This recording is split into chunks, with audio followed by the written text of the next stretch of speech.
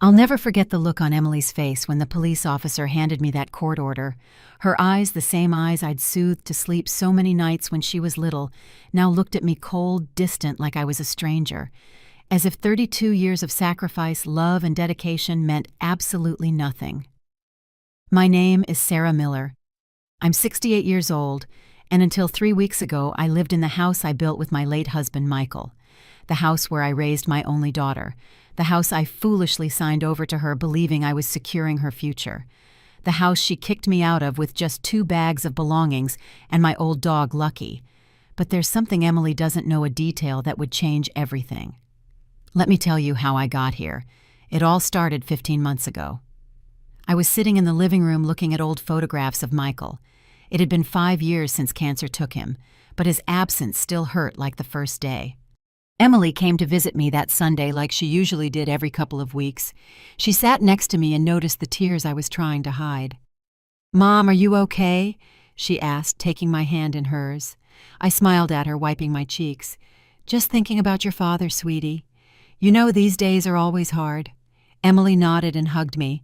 Then, as if she'd been thinking about it for a long time, she looked at me seriously. "Mom, I've been worried about you. You live alone in this big house. What if you fall? What if something happens and nobody knows?" Her concern touched me. Since Michael passed away, she had been my rock, my support, even though she lived in her own apartment across town. "I'm fine, honey. I have Lucky and the neighbors come over for coffee every afternoon. You don't have to worry so much." Emily shook her head, her expression growing more serious. "It's not just that, Mom. This house needs a lot of maintenance. The roof needs repairs, the pipes are old. If something major breaks, how will you pay for it on your pension?" I couldn't deny she was right. The house was over 30 years old, and every winter new leaks would appear. Michael had always taken care of the repairs, but since his death, everything had become more complicated. My pension barely covered the basic necessities, and the money from Michael's life insurance had been used up paying for his medical treatments. "I've been thinking about something," Emily continued. "What if you put the house in my name? That way I could handle all the expenses, the repairs, the property taxes. You would keep living here, of course. Nothing would change in your day-to-day life. I would just take care of everything else." I looked at her surprised. I didn't expect that proposal. "But honey, this house is your inheritance. It will be yours anyway when I'm gone." "Exactly, Mom. But if we wait, you'll have to go through all the probate paperwork. Inheritance taxes are higher. Besides, if we do it now, I can start investing in improving the house. Think about it. A new roof, pipes that don't leak, maybe even that central heating system you always wanted." I have to admit the offer sounded tempting. The winters were getting harder on me with my arthritis getting worse, and the thought of not having to worry about home maintenance was a relief. "I don't know, Emily. This house is all I have." "Mom," she said, taking my hands, "trust me, it's just a legal formality. You'll keep living here for as long as you want. I promise you." Her eyes shone with a sincerity that disarmed me. This was my Emily, the little girl I had raised with so much love, the woman in whom I had placed all my hopes. How could I not trust her? "Okay," I finally agreed. "I'll talk to a lawyer." Emily smiled widely and hugged me. "Don't worry about a thing, Mom. I'll take care of all the paperwork. I know an excellent lawyer." And that's how it all started. In the following weeks, Emily took care of every detail. She would bring me documents to sign. She explained every step of the process. Or so I thought. I signed so many papers, I honestly lost track. I trusted my daughter completely. A month later, Emily gave me the news. The house was officially in her name. We celebrated with a special dinner, and she made a toast to a secure future.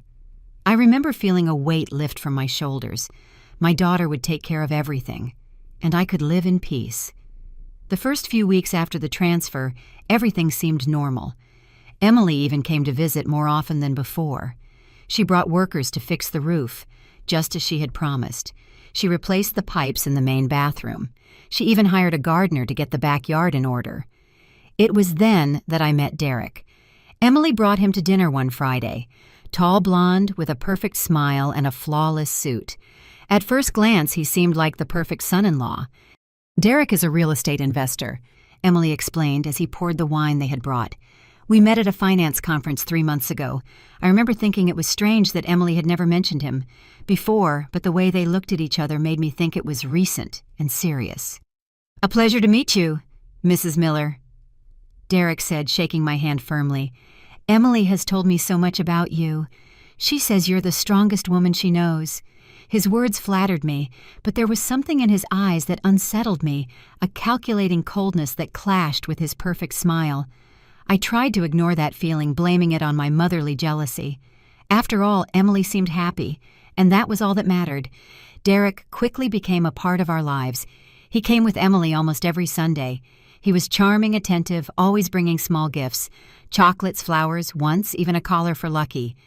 And yet something inside me remained on alert whenever he was around. It was during one of those Sunday visits that Emily broke the news. They were engaged. She showed me a ring with a diamond so big it looked fake. They had only been dating for 4 months. "Don't you think it's too soon, honey?" I asked, trying to sound casual. Emily looked at me irritated. "Mom, when you know you found the right person, you just know. You and Dad got married after only 6 months, remember?" It was true, but times were different. Michael and I were young, almost naive. Emily was 32 with a successful career as an accountant. I expected her to be more cautious. "I just want to make sure you know what you're doing," I insisted. Derek stepped in then with that smile that never reached his eyes. "I understand your concern, Mrs. Miller. It's natural for you to want to protect your daughter, but I promise you my intentions are serious. I love Emily, and I want to build a future with her." I nodded, not knowing what else to say. Emily seemed so in love, so happy. Who was I to ruin that moment? The wedding was 2 months later, a small ceremony in a beautiful garden. Emily was radiant in her white dress, and I cried as expected. Part of me cried with joy seeing my daughter so happy. Another part, a part I tried to ignore, cried from a sense of loss I couldn't explain. After the wedding, Emily's visits became less frequent. She always had an excuse, work social events with Derek being tired. We went from visits every 2 weeks to once a month, then every 6 weeks. When I called, Derek would often answer telling me Emily was busy and that he'd have her call me back, calls that were rarely returned. I also started noticing changes in my house. One day I came home from shopping and found a man taking measurements in the backyard. When I asked what he was doing, he told me Emily had hired him to appraise the property. Another time I opened the door to a fancy couple who said they had an appointment to see the house for sale. I explained there must be a mistake, that my house was not for sale. They left confused, showing me a listing on their phones. My house listed at an exorbitant price. I called Emily immediately. She assured me it was a mistake, that Derek had been looking at similar properties to invest in, and someone had mixed up the addresses. She told me not to worry, but the strange visits continued. And every time I questioned Emily, she had a perfectly reasonable explanation, always blaming some administrative error or misunderstanding. 6 months after the wedding, on a Sunday morning, Emily and Derek showed up at my door unannounced. Emily was wearing an expensive coat I'd never seen before. Derek had that cold smile that now sent a chill down my spine. "Mom, we need to talk," Emily said, walking in without waiting for an invitation. They sat in my living room, the same room where we had shared so much laughter and so many secrets. Now, however, the air was tense, as if they were strangers visiting unknown territory. "We've decided to move into this house," Emily announced without any preamble. I looked at her confused. "Move here?" "Yes, Mom. Derek and I need more space. His apartment is too small. And since this house is already in my name, it makes sense for us to move in here." I felt the floor shift beneath my feet. "But this is my house, Emily. We agreed that I would keep living here." Emily and Derek exchanged a look. It was he who spoke in that smooth, controlled voice that now made my skin crawl. "Mrs. Miller, we understand this is difficult for you, but legally this house belongs to Emily. Your arrangement was verbal, wasn't it? Emily," my voice trembled, "you promised me." "Mom," she cut me off with a tone I had never heard from her before. Circumstances have changed. Derek and I are going to have a baby. We need this house." The news that would have filled me with joy under any other circumstance now hit me like a stab wound. A grandchild. Emily was pregnant and using it to throw me out of my own home. "Congratulations," I managed to say, tears welling up in my eyes. "But this house is big. We can all live together. The guest room can be the baby's room. And I can help with—" "That won't work," Derek cut in. "Emily and I need our space. Besides, this house needs major renovations before the baby arrives. It would be better if we found another solution for you." "Another solution?" My voice sounded distant, like it belonged to someone else. "What do you mean?" Emily pulled some brochures from her purse and spread them on the coffee table. "We've been looking into senior living facilities. There are several very nice ones with 24-hour medical care. You'd have more company social activities." I couldn't believe what I was hearing. My own daughter, who I had given everything to, was trying to send me to a nursing home.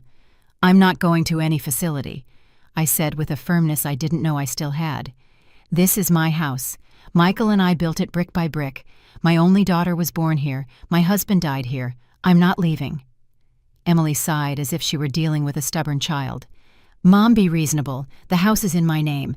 Legally, I can do whatever I want with it. You promised me I could stay here as long as I wanted. You promised me Emily." Derek stood up, visibly impatient. "Mrs. Miller, I understand your attachment to this house, but you have to understand that it's now Emily's property. We are offering you a dignified alternative in a luxury facility. Many people in your situation—" "In my situation." The rage was starting to replace the initial shock.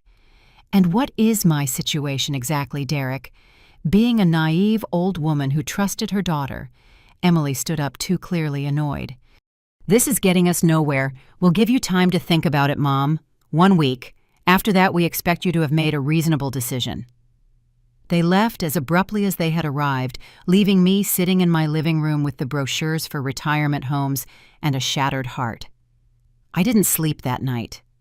I walked through the house that had been my home for 3 decades, touching the walls that held so many memories. Emily's room, where I had rocked her to sleep so many nights. The kitchen where Michael and I used to dance while we cooked dinner. The backyard where we had celebrated every birthday, every Christmas. How had it come to this? At what point had my sweet Emily turned into this cold, calculating woman capable of throwing her own mother out on the street? I spent the next few days in a daze, unable to process what was happening. I called Emily several times, but I only managed to speak with Derek, who insisted he would give her the message. On the 5th day, just as I was starting to consider my options, none of which included a retirement home, my doorbell rang. It was a police officer accompanied by a man in a suit who identified himself as Emily's lawyer. "Mrs. Miller," the lawyer said, handing me an envelope. "This is a court order. You have 48 hours to vacate the property. Any personal belongings remaining in the house after that deadline will be considered abandoned." "No." I couldn't believe what I was hearing. "There must be a mistake," I stammered. "This is my house." The lawyer shook his head. "The property is registered in the name of Emily Bennett. She has filed an eviction lawsuit claiming that you are illegally occupying her property. The judge has ruled in her favor." As the man spoke, I saw Emily's car pull up in front of the house. She got out with that cold expression that now seemed to be her natural state. Behind her, Derek was smiling subtly. "Emily." She didn't even look me in the eye. "Asateke." 48 hours, Mom. You can take your personal effects. The rest stays." "Where am I supposed to go?" Emily took a piece of paper from her purse. "I've booked a room for you at the Buena Vista residence. It's paid for 3 months, enough time for you to adjust and find a permanent arrangement." I felt like I couldn't breathe. "Why, Emily? Why are you doing this to me?" For the first time, I saw a flicker of doubt in her eyes, but it lasted only a second before Derek placed his hand on her shoulder as if reminding her of something. "The house is worth a lot, Mom. With the money from the sale, Derek and I can buy something better in a more exclusive neighborhood, something worthy of our son." You're going to sell your childhood home, the house where you grew up. Emily shrugged. It's just bricks, Mom. And speaking of which, we need you to give us the keys right now. The police officer, visibly uncomfortable, intervened. Ma'am, you don't need to hand over the keys now. The order gives you 48 hours. Derek stepped forward. But we would be more at ease if you handed them over now for security. Security? My voice sounded hoarse, strange. Do you think I'm going to damage my own house? It's not your house anymore, Mom, Emily said coldly. And frankly, we don't know how you're going to react. At that moment, Lucky started barking from inside the house, sensing my distress. Emily made a gesture of annoyance. And you'll have to take that dog. We can't keep him. It was that sentence more than anything else that showed me how much my daughter had changed. Lucky had been her playmate throughout her childhood. She had picked him out herself at the shelter when she was 8. How could she talk about him as if he were a piece of old furniture? I'll take Lucky, don't you worry, I said with a calm I didn't feel. And I'll be gone in 48 hours, as the order says. But I want you to know, Emily, that one day you will regret this. Not for my sake, but for yours, because the day you treat your own child like this, you will remember this moment. I saw a flash of pain in her eyes, but it was Derek who responded. Don't threaten my wife, Mrs. Miller. You have the court order. 48 hours. They left the police officer and the lawyer following them, leaving me alone on the porch of what was no longer my house. The next 48 hours were a whirlwind of emotions and activity. How do you pack up 30 years of life in 2 days? What do you take when you can only carry what fits in 2 suitcases? I took the photographs, of course, Michael's letters, the small treasures that were worthless to anyone else but for me. They held a lifetime. The blanket my mother knitted, my father's pocket watch, the first Mother's Day card Emily ever made me with her little handprints in pink paint. Lucky watched me pack confused, as if he understood something terrible was happening. At 12 years old, he was too old for so much uncertainty, just like me. I called Linda, Michael's sister. She lived in another city, a 2-hour drive away, but she was the only family I had left. I explained the situation through tears. Come home, Sarah, she said without hesitation. You can stay with me for as long as you need, and bring Lucky, of course. Her kindness only made me cry harder. I don't want to be a burden, Linda. You could never be a burden. You're my sister even if Michael is no longer with us. Family is family. Words that apparently my own daughter had forgotten. I spent the last night in my house sitting on the back porch watching the stars with Lucky at my feet. It was the same view I had looked at for 30 years, the same sky under which Michael and I had dreamed of a future, the same garden where Emily had taken her first steps. Tomorrow, all of this would belong to someone else, to my daughter, who had decided that the house's real estate value was more important than the memories it held, more important than me. At dawn, I put the last few things in my suitcase. A taxi was waiting to take me to the bus station. I paused for a moment at the front door, allowing myself one last look. Come on, Lucky, I said in a voice I barely recognized as my own. It's time to go. Just as I was closing the door, I saw Emily's car approaching. She and Derek were coming to make sure I really left, I suppose. I saw my daughter get out of the car impeccably dressed as always. Our eyes met for a moment. I thought that maybe at the last minute she would reconsider, that the daughter I had raised with so much love would come back to me, but she simply took out her phone and started talking to someone, turning her back on me. Derek watched me from the car with that cold smile I now understood so well. The taxi driver put my 2 suitcases in the trunk. I helped Lucky get into the back seat. That was it. 30 years of life reduced to 2 suitcases and an old dog. Where to, ma'am? The driver asked. To the bus station, I replied without looking back. I wouldn't give them the satisfaction of seeing me cry. As the taxi pulled away, I remembered the words of Emily's lawyer. The property is registered in the name of Emily Bennett. She has filed an eviction lawsuit claiming that you are illegally occupying her property. And then I remembered something else. Something Emily and Derek didn't know. Something that would change everything. The journey to Linda's house was long and quiet. Lucky slept on my lap, oblivious to the storm of emotions consuming me. rage, pain, disappointment, but above all a determination I hadn't felt in a long time, because there was something Emily and Derek didn't know, something that had been forgotten in the whirlwind of events. When I arrived at Linda's house, she was waiting for me at the door. She hugged me tightly without asking questions and led me inside. Her house was small but cozy, so different from the one I had just lost. She set me up in her guest room and let me rest. That night, after a dinner I barely touched, I told her everything. How Emily had convinced me to put the house in her name, how she had changed after meeting Derek, the court order, the 48 hours, the humiliation of being thrown out of my own home. Linda listened in silence, her expression changing from disbelief to outrage. "Sarah," she said finally, "do you remember when you decided to put the house in Emily's name? Do you remember that Michael had a lawyer friend, David Cole?" I nodded slowly. David had been Michael's friend since college. He had been at our wedding at Emily's baptism. After Michael's death, he had come to visit me several times, offering his help with legal matters. "You spoke with him before you signed anything, right?" Linda insisted. "Yes," I suddenly remembered. "David told me not to sign anything without him reviewing it, and then Emily brought the papers and—" I paused, remembering something else. David had insisted on reviewing the documents before I signed. I had called him to tell him about Emily's proposal. He had warned me to be careful to include clauses that would protect me. "David added something to the documents," I said slowly, the memories coming back.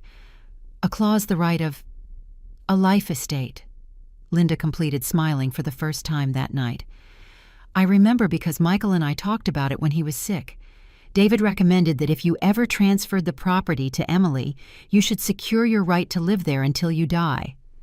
I was silent, processing the information. Was it possible there was a clause in the documents that gave me the right to live in the house, regardless of who owned it?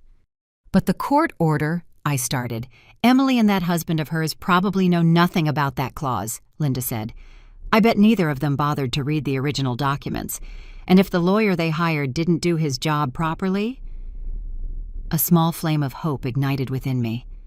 "I need to call David." Linda looked at her watch.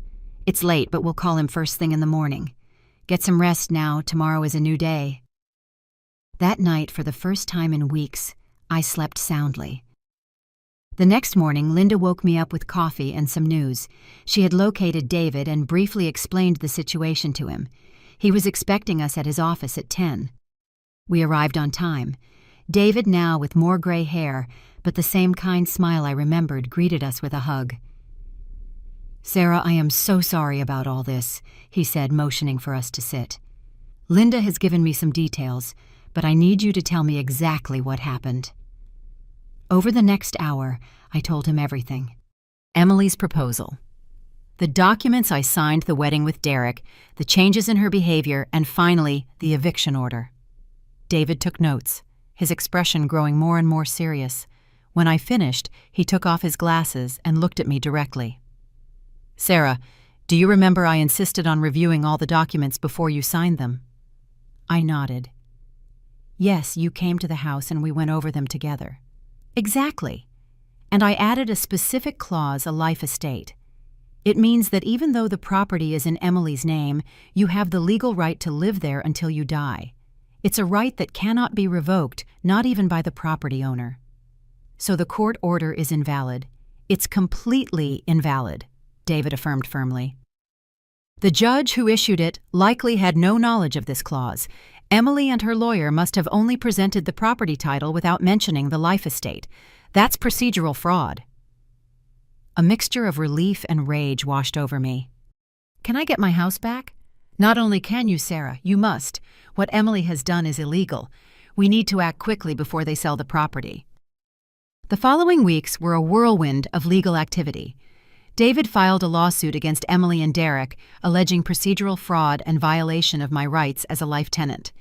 He also requested an injunction to prevent them from selling the house while the case was being resolved. I stayed with Linda the entire time. Her unconditional support was the only thing that kept me afloat. Her and Lucky, who seemed to have grown younger, in the large backyard of her house. A month later, we received the news. The judge had ruled in our favor. The eviction order was nullified and my right to a life estate on the property was recognized. "What does this mean exactly?" I asked David when we met to discuss the ruling. "It means, Sarah, that you can go back to your house. Legally, you have the right to live there until the end of your days. Emily is still the owner, but she cannot prevent you from living in the house or sell it to anyone without respecting your life estate." "And what if they refuse?" Linda asked, always practical. David smiled a smile that reminded me so much of Michael, it almost made me cry. "If they refuse, we'll have to enforce the judgment with the help of the police if necessary." I couldn't help a small smile of satisfaction. The idea of returning to my house, of reclaiming my home, filled me with a joy I hadn't felt in weeks. "When can we do it?" I asked. "Tomorrow morning," David replied. "I've coordinated with the court. An officer will come with us to execute the judgment."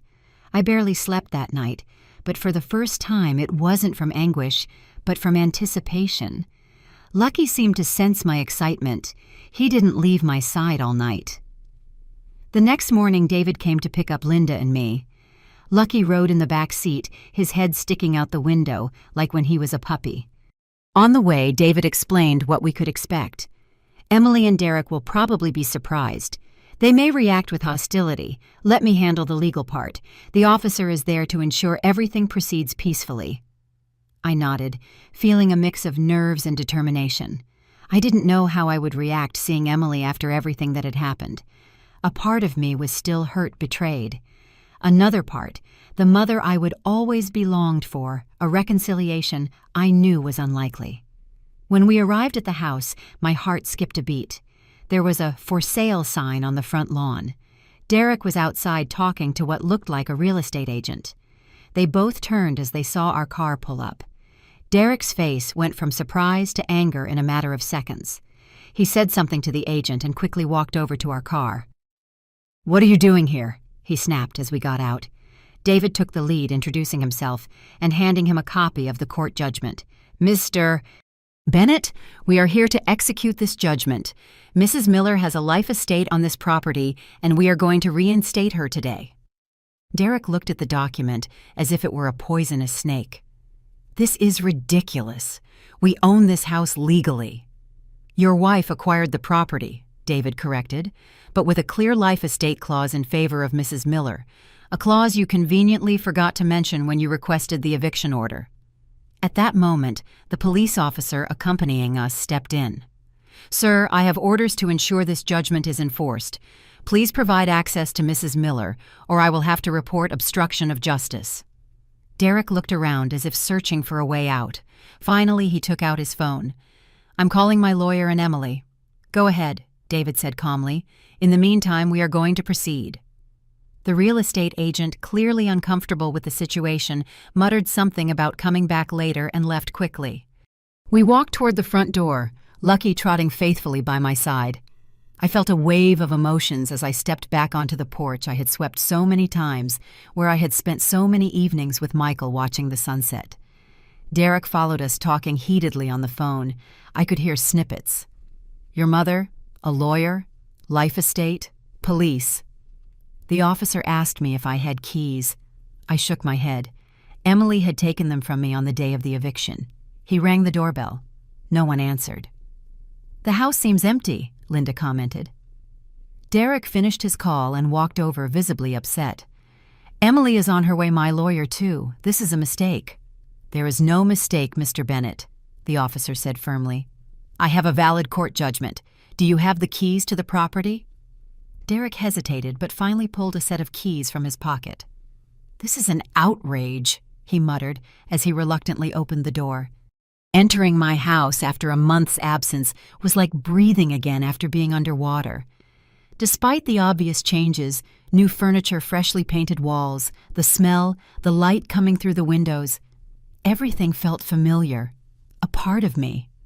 Lucky ran inside excitedly, sniffing every corner, recognizing his territory. I smiled, seeing him so happy. "All right," the officer said, consulting some papers. "According to the judgment, Mrs. Miller has the right to reside in this property without interference. Mr. Bennett, are there any belongings of yours or your wife's that you wish to remove now?" Derek seemed surprised by the question. Remove? This is our house. We've done renovations, bought new furniture. The furniture and improvements can stay, David intervened. Mrs. Miller is only claiming her right to live here, not the ownership of the personal property you have acquired. This is absurd. Derek was shifting from disbelief to fury. You expect us to leave all our furniture, our things, and just leave? You can take your personal effects, David clarified calmly, but anything that is part of the house, like fixed furniture, appliances, and the like, must remain. It's part of the life estate. Derek was about to reply when we heard a car park abruptly outside. Moments later, Emily burst into the house, followed by a man in a suit I assumed was her lawyer. Our eyes met, and for an instant I saw my little girl again.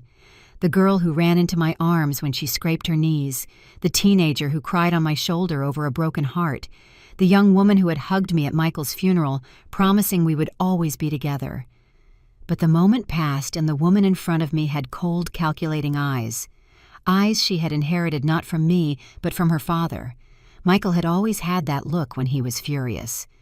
"What is going on here?" Emily demanded. Her lawyer, who had already taken the judgment from Derek's hands, stepped in. "Mrs. Bennett, it appears there is a life estate clause in favor of your mother in the original property transfer agreement." "A what?" Emily looked at me accusingly, as if I had laid a trap. "A life estate," her lawyer repeated, visibly uncomfortable. "It means your mother has the legal right to live on this property until her death, regardless of who the owner is." Emily turned pale. "That's impossible. We checked all the documents." "Apparently not carefully enough," David murmured. "I'm going to fight this," Emily said, snatching the papers from her lawyer. "There must be some mistake, some way to invalidate it." Emily's lawyer, a young man who looked increasingly uncomfortable, cleared his throat. "Mrs. Bennett, if I may." He took the judgment and studied it carefully. Then he took out his tablet and looked something up. Finally, he looked up with a grave expression. "A life estate is a real property right that cannot be unilaterally revoked. If it's in the original contract and your mother did not expressly waive it." "She gave us the house," Emily exclaimed. "I gave you the title," I corrected, finding my voice for the first time since she had walked in. "But I never gave up my right to live here, something I explained clearly when I agreed to put the house in your name." Emily looked at me as if she wanted to erase me from existence. Then she turned to her lawyer. "There must be something we can do." The man shook his head. "We can appeal, but frankly, if the life estate is clearly established in the original contract, our chances are very slim." Derek, who had been unusually quiet, exploded. "This is ridiculous. We bought this house to sell it. We already have offers." The pieces of the puzzle clicked into place in my mind. "You never wanted to live here, did you? That whole story about the baby, about needing more space? It was just to get me out so you could sell the house." Emily had the decency to look ashamed, though only for a moment. "The house is in an area that has appreciated enormously. It's a good investment." "A good investment?" I repeated, incredulous. "Kicking your mother out of her home is a good investment," Derek interrupted. "Sentimentality doesn't pay the bills, Mrs. Miller. This house can be sold for 3 times what it was worth when you bought it." "And that money is exactly what you need to pay off your gambling debts, isn't it, Derek?" I said, remembering the whispered conversations I had overheard between them, the mysterious calls, his growing nervousness. Derek's expression confirmed I had hit the nail on the head. Emily looked at him surprised. "What is he talking about, Derek?" "Don't listen to her," he said quickly. "Your mother is making things up to turn us against each other." But Emily was no longer looking at him with the same adoration. A shadow of doubt had appeared in her eyes. The police officer who had been watching silently intervened. "I think we've established that Mrs. Miller has the right to reside here. I suggest you resolve your family matters in private. My duty is to ensure the judgment is carried out today." Emily looked at her lawyer, who nodded resignedly. "Legally, your mother has the right to be here. We can appeal, but in the meantime, the judgment must be obeyed." "This isn't over," Emily warned me, grabbing her purse. "Let's go, Derek." Derek looked like he was about to argue, but something in Emily's expression stopped him. With one last glare in my direction, he followed his wife outside. Once we were alone, David, Linda, the officer, and I looked at each other in silence for a moment. Then, unable to hold it in, I sat down on the sofa, a new one I didn't recognize, and broke down in tears. Tears of relief, of pain, of bitter triumph. Linda sat next to me, hugging me. Lucky jumped onto the sofa and rested his head on my lap, as he had done thousands of times before. "You're home, Sarah," Linda whispered. "You're home." The officer said goodbye, promising to return if there were any problems. David stayed a while longer explaining the legal details of the situation. Emily was still the owner of the house, but I had the right to live there until I died. They couldn't force me to leave, nor could they sell the house without mentioning my life estate to the buyer, which made the house practically unsellable. "You've won, Sarah," David said before he left. "Now try to rebuild your life." Easier said than done. The following days were strange. The house was changed. Emily and Derek had almost completely redecorated, throwing out many of my old pieces of furniture, the ones that held so many memories. The walls had been painted in neutral, modern, and cold tones. The garden, my pride and joy, had been turned into a minimalist space with stones and a few exotic plants. But underneath all those changes, it was still my house. The pipes still made that characteristic noise when the hot water was turned on. The third step still creaked in the same way. The evening light still came through the kitchen window, illuminating everything with that golden glow that Michael had loved so much. Linda stayed with me that first week, helping me reorganize the little I had brought back. We placed the photographs in new spots, adapting to the changes, but reclaiming the space as my own again. Emily and Derek didn't come back, nor did they call. Their silence was deafening, but also a relief. I needed time to process everything that had happened to heal. One morning, 2 weeks after my return, as I was having breakfast in the kitchen, the doorbell rang. It was Emily, alone. She looked different, less haughty, more like the daughter I remembered. "Can I come in?" she asked in a soft voice. I hesitated for a moment, but finally stepped aside, letting her in. Lucky, who normally greeted any visitor, effusively kept his distance, watching her cautiously. We sat in the kitchen in an uncomfortable silence. Finally, Emily spoke. "Derek is gone," she said simply. I looked at her, waiting for more of an explanation. "You were right," she continued. "The gambling debts were worse than I imagined. $500,000 to dangerous loan sharks. That's why he was so desperate to sell this house." I didn't feel the satisfaction I expected upon hearing my suspicions, confirmed only a deep sadness for my daughter. "Where is he now?" I asked. Emily shrugged.